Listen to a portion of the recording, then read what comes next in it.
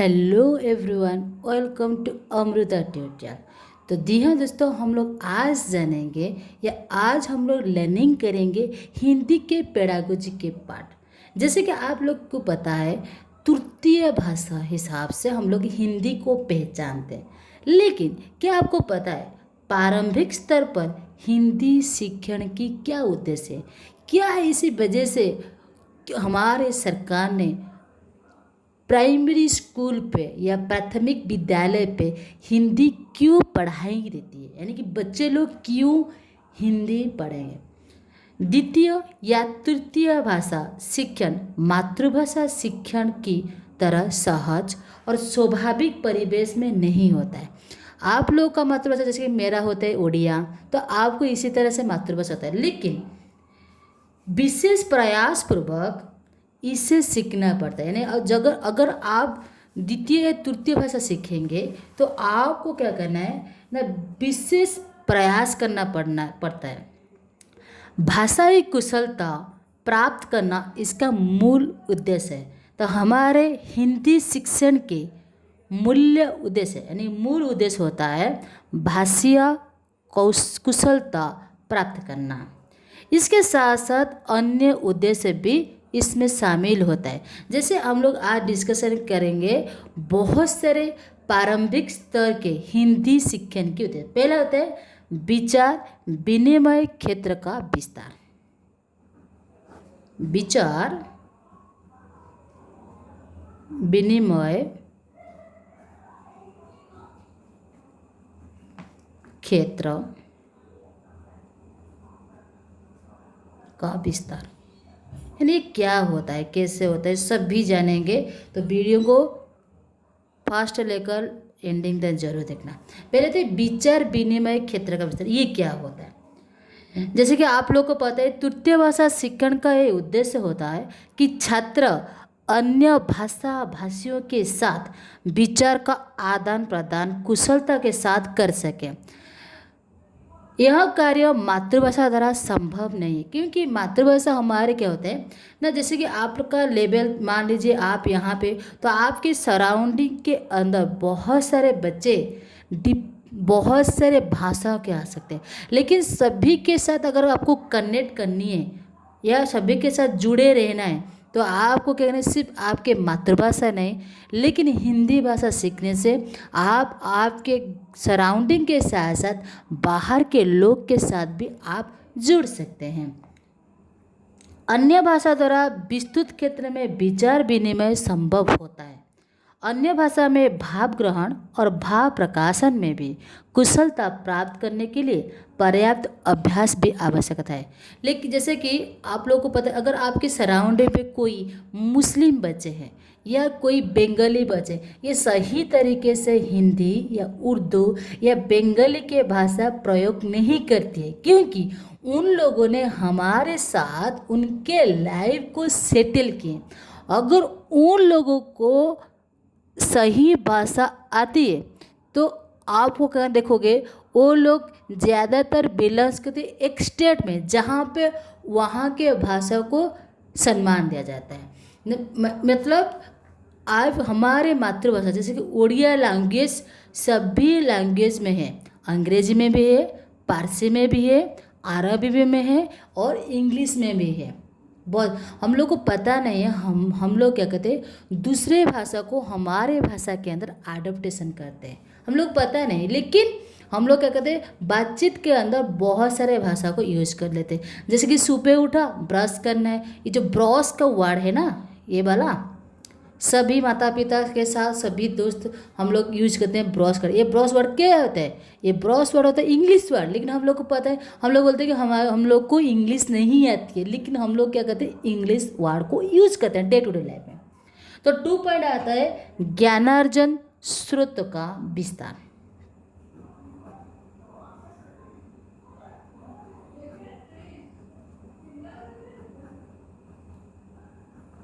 ज्ञानार्जन स्रोत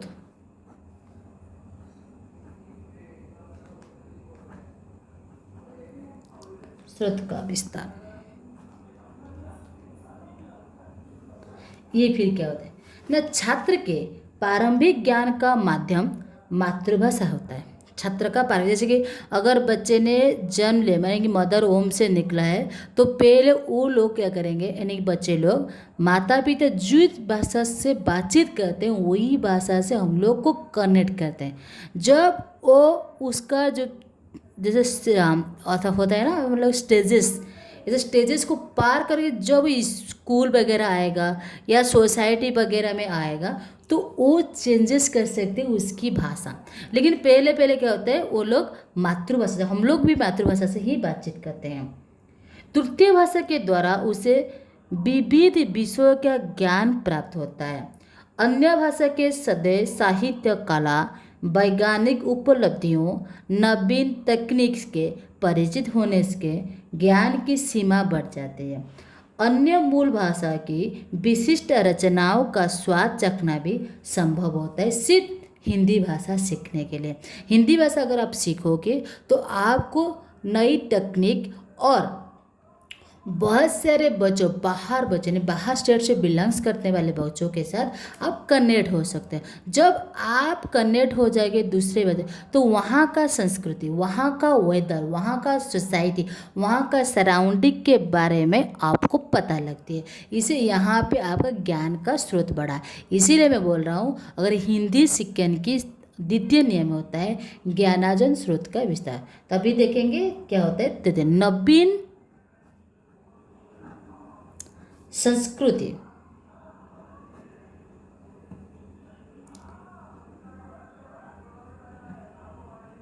नवीन संस्कृति का परिचय, ये भी होता है हिंदी भाषा सीखने के लिए हमारा उद्देश्य। भाषा के साथ संस्कृति का संबंध निबिड़ है। बहुत काल से भाषा और संस्कृति दोनों आपस में, अगर एक कॉइन का, अगर आप एक कॉइन देखोगे तो दोनों साइड होते हैं, जैसे भाषा और संस्कृति, अगर एक को निकाला जाए तो दूसरा का कोई भी वैल्यू नहीं, इसीलिए दोनों को ज्वाइन करना पड़ता है। अन्य भाषाभाषी समाज की सांस्कृतिक विशेषताओं के जानने के लिए हम लोग तृतीय भाषा शिक्षण की आवश्यक पड़ती है। इसमें हम अन्य भाषाभाषियों की मान्यताओं, जीवन मूल्य, जीवन स्तर, रीति नीति और विचारधाराओं को समझ सकेंगे और कुशलतापूर्वक भाषा का प्रयोग कर सकेंगे। जैसे कि मैंने बताया, अगर एक बच्चा माँ से पैदा हुआ तो वो पहले हम लोग का मातृभाषा सीखेगा। इसके साथ साथ जब स्कूल वगैरह या सोसाइटी वगैरह, एक कंट्री वगैरह जैसे डेवलप होता है, उसका माइंड डेवलप होता है, वहाँ से और भी आप देखोगे अभी स्मार्ट वाले बच्चे क्या करते हैं ना, हमारे टेलीविज़न हो या यूट्यूब हो या बहुत सारे मोबाइल फ़ोन से जो भी वीडियो देखते हैं ना, वहाँ से सीख लेते हैं भाषा। कौन सी भाषा में बहुत सारे वीडियो आते हैं, हिंदी भाषा में आती है, लेकिन ओडिया में क्या होता है या हमारे मातृभाषा में कहते हैं इतना फोकस नहीं होता है। लेकिन दूसरे स्टेट में अगर आप जाना चाहते हो या उनके संस्कृति, उनके जीवन धारा, उनके चरित्राओं जानना चाहते तो आपको क्या करें, तृतीय भाषा सीखने पड़ेंगे। तृतीय भाषा से हम लोग क्या कहते हैं, इसीलिए हमारी हिंदी भाषा को राष्ट्रभाषा भी कह जाती है। नंबर 4 होता है आनंद अनुभूति और साहित्य रसास्वादन।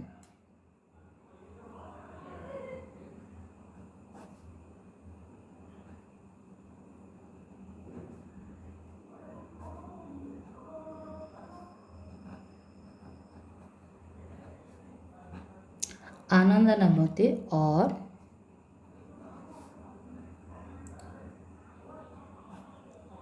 साहित्य रसास्वादन, ये फिर क्या होता है देखो, कोई नहीं ऐसे वाला बताएगा, एक एक पॉइंट को मैं आपके साथ ब्रीफली डिस्क्राइब करो। तो इसीलिए मैं फिर से बोल रहा हूँ, अगर आपको वीडियो अच्छी लगी तो ज़रूर सब्सक्राइब करना, क्योंकि मुझे बहुत सारे सब्सक्राइबर की ज़रूरत है और इस वीडियो पे मिनिमम 100 लाइक तो आनी चाहिए। और वीडियो अच्छी नहीं तो डिसलाइक भी मार सकते हो, और क्या करना है, शेयर जरूर करना है। आनंदानुभूति, साहित्य और आस्वादन, ये क्या होता है, एक व्यक्ति अपनी मातृभाषा में उपलब्ध साहित्य जैसे गद्य, पद्य, उपन्यास, कहानी, नाटक, एकांकी आदि को पढ़कर आनंद और अनुभव करता है, साहित्य और आस्वादन करता है। फिर उसके मन में अन्य भाषाओं में उपलब्ध साहित्य को जानने की इच्छा होती है। अन्य भाषा सीखने द्वारा उसकी यह इच्छा पूरी होता है। जैसे कि अभी अगर आपके पास टाइम है, बहुत सा टाइम है, यूटिलाइज नहीं कर सकते तो आप क्या करते हैं, आपके मातृभाषा में जैसे गद्य पद्य होते, स्टोरी बुक ने आप पढ़ लेते, तो इसके बाद में आपको याद भी आती है और आपको जानना भी ज़रूरत है बहुत सारे अन्य भाषा में क्या, इसीलिए मज़ेदार स्टोरी बुक है और मज़ेदार स्टोरी है, तो आपको क्या करना है, हिंदी भाषा को इसके साथ रसवादन भी करना है साहित्य का। नंबर 5 होता है व्यक्तित्व का परिमार्जन।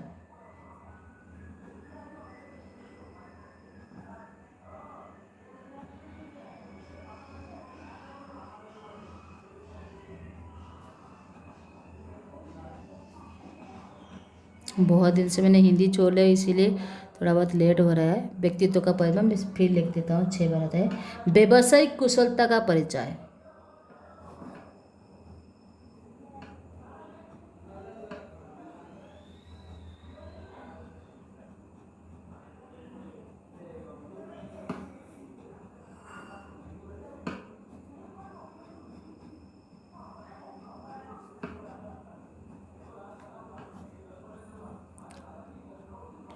नंबर 7 आता है भाषा,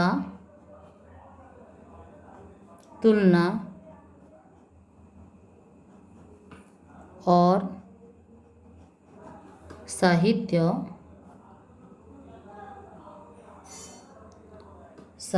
तुलना के ज्ञान का विकास। ये पूरी पॉइंट मैंने लिख रहा हूँ, इसके बाद तीनों को बताऊंगा। ओके, तो हम लोग ये गलत है तो व्यक्तिगत का परिमार्जन पढ़ेंगे। देखिए, मातृभाषा का अध्ययन करके व्यक्ति अपने समाज की कृतियों, चिंतन, धाराओं, आदर्श, जीवन मूल्य और विचार को जानते हैं, लेकिन इससे वह गौरव का अनुभव करता है। यह उदात्त मानवीय गुणों का अपमान कर अपने व्यक्तिगत का निर्णय करता है। उसी प्रकार अगर हम लोग हिंदी भाषा सीखने द्वारा वह अन्य भाषाभाषी समाज की सभ्यता, संस्कृति, जीवन मूल्य तथा इतिहास को जान सकता है। इससे उसका दृष्टिकोण उदार होता है तथा व्यक्तित्व का परिमार्जन होता है। अगर एक बंदा यानी कि एक चाइल्ड व्यक्तित्व का परिचय करना चाहता है तो उसको अन्य भाषा सीखना पड़ना पड़ता है। चाहे आप हिंदी भी सीख सकते हो, चाहे आप इंग्लिश भी सीख सकते हो, लेकिन ज़्यादातर लोग क्या करते हैं, हिंदी को ही एडप्टेशन करते हैं। इसीलिए बात होता है व्यावसायिक कुशलता का परिचय, यानी कि 6 नंबर वाले। आजकल कोई भी व्यक्ति अपने भाषा क्षेत्र में सीमित होकर रह नहीं सकता। आप सीमित अगर हो तो आपको हिंदी सीखनी जरूरत है।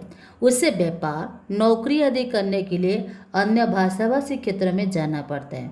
वह वहाँ की भाषा का जितनी कुशलता से प्रयोग करेगा, लोग के साथ बातचीत कर सकेगा, उनको उतना प्रभावित कर सकेगा। अतः द्वितीय तृतीय भाषा का शिक्षण इस उद्देश्य से भी जरूरी है, क्योंकि अगर आप व्यापार करना चाहते हो या बिजनेस रिलेटेड बात दूसरे कंट्री या दूसरे राज्य में जाना चाहते हो, तो आपको सीखना पड़ेगा उनकी भाषा को। अगर उनकी भाषा आप सीख लेते हो तो आपकी जो व्यवसाय की कुशलता है, यानी कि व्यवसाय में जो कुशलता प्राप्त करना चाहते हो, आप ज़्यादातर कर सकते हो। लेकिन मातृभाषा सीखने से वो वाला नहीं होता है। नेक्स्ट होता है भाषा तुलना और आपके साहित्य तुलना के ज्ञान का विकास होता है। एक अशिक्षित व्यक्ति भाषा का व्यवहार करके अपने दैनंदिन जीवन की आवश्यकताओं को तो पूरा कर सकता है, लेकिन पर एक शिक्षित व्यक्ति भाषा का सूक्ष्म ज्ञान प्राप्त कर सकेगा। वो भाषा, व्यवस्था और साहित्य को समझ भी सकेगा। हिंदी भाषा सीखने द्वारा अन्य भाषा के ज्ञान प्राप्त करने के साथ साथ उस भाषा की व्यवस्था और साहित्य को भी समझ सकेगा।